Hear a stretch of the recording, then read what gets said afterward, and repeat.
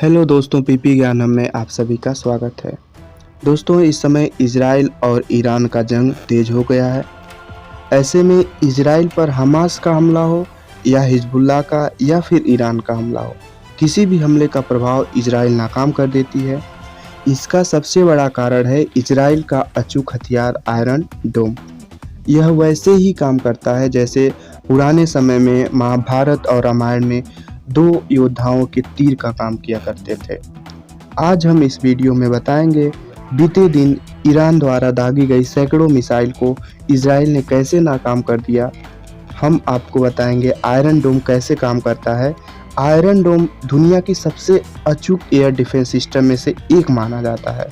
यह जमीन से हवा में मार करने वाले डिफेंस सिस्टम है जो अपनी तरफ आने वाले किसी भी खतरे को पल भर में तबाह कर सकता है। आयरन डोम के 3 हिस्से होते हैं। पहला रडार, दूसरा लॉन्चर, तीसरा कमांड पोस्ट। रडार के जरिए सिस्टम यह तय करता है कि आसमान में दिख रही कोई भी मिसाइल खतरा है या नहीं। अगर सिस्टम को लगता है कि यह खतरा है, आयरन डोम रॉकेट पर इंटरसेप्टर मिसाइल हमला कर देता है। आयरन डोम से दागी गई इंटरसेप्टर मिसाइल इजराइल की तरफ आने वाली किसी भी रॉकेट को या फिर मिसाइल से टकराकर फट जाती है और उसे नष्ट कर देती है। वहीं जिस सिस्टम से मिसाइल लॉन्च की जाती है उसे लॉन्चर कहते हैं। यह 2 तरह के होते हैं, फर्स्ट स्टेशनरी और सेकंड मोबाइल। स्टेशनरी एक ही जगह पर सीटेड सिस्टम होता है और मोबाइल को एक जगह से दूसरे जगह ले जाया जा सकता है। इजराइल की तरफ आने वाले किसी भी खतरे को डिटेक्ट करने के बाद मिसाइल हवा में सीधी ऊपर की तरफ दागी जाती है।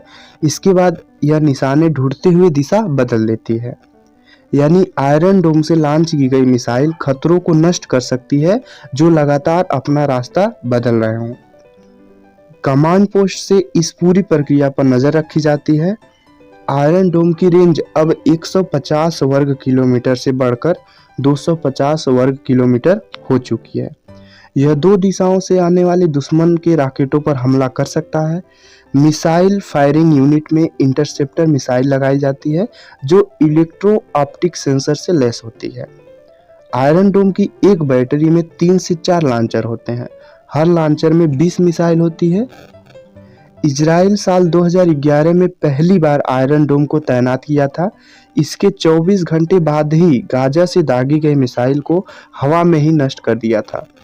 इसके बाद आयरन डोम सिस्टम को पूरे देश में फैलाना शुरू कर दिया गया, इजराइल के पूरे देश में। मार्च 2012 में आयरन डोम ने गाजा की तरफ से दागे गए अधिकतम रॉकेटों को मार गिराया था। 2013 के अंत तक इसकी ताकत 85% तक बढ़ा दी गई थी। 2014 के अंत तक बढ़कर करीब 90% हो गई। मतलब समय के अनुसार आयरन डोम सिस्टम को इजराइल अपग्रेड किया और इसके ताकत में वृद्धि किया। 2012 में हमास के साथ संघर्ष के दौरान इजराइल ने दावा किया कि आयरन डोम महत्वपूर्ण भूमिका निभाई थी। बीते कुछ दिन पहले ईरान से 180 से अधिक बैलिस्टिक मिसाइल इजराइल पर दागी गई थी। इजराइल में खलबली मच गई थी। इजराइल के 1 करोड़ से ज़्यादा लोगों को बंकर जैसी सुरक्षित स्थान पर जाना पड़ा। ईरान के इस हमलों के साथ हसनुल्लाह, हिजबुल्लाह और हानिया की मौत का बदला लेने का दावा किया था। ईरान के हमले के दौरान इजराइल में जेरूसलम से जॉर्डन वैली तक ब्लास्ट की आवाज़ सुनाई थी। इजराइल सेना ने कहा कि इजराइल का एयर डिफेंस सिस्टम पूरी तरह से एक्टिव था। ईरान के अधिकतम मिसाइल को हवा में ही तबाह कर दिया गया था। इस तरह से इजराइल का आयरन डोम सिस्टम इजराइल के लिए महत्वपूर्ण भूमिका निभाता है। दोस्तों, इसके साथ ही हम एक और इम्पॉर्टेंट जानकारी आपको दे रहे हैं।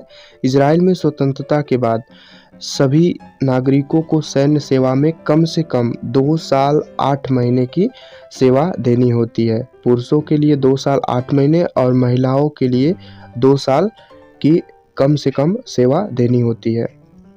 उसके बाद उन्हें छूट दे दी जाती है और 40 वर्ष तक की आयु में रिजर्व रखे जाते हैं, जिनमें आवश्यकता होने पर उन्हें सैन्य सेवा के लिए बुलाया जा सकता है।